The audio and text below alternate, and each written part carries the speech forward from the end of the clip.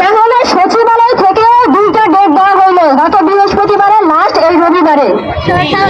তাইলে আমরা ডেট কিভাবে না দিলাম? যখন কিনা আমরা নরসিংপুরে বসলাম, 2 ঘন্টার মতো ছিলাম আমরা, ছিলেন, আমাদেরকে বলা হয়েছিল ডিরেক্টলি স্যারদের পক্ষ থেকে, স্যাররা বলছিল যে তোমরা কিছু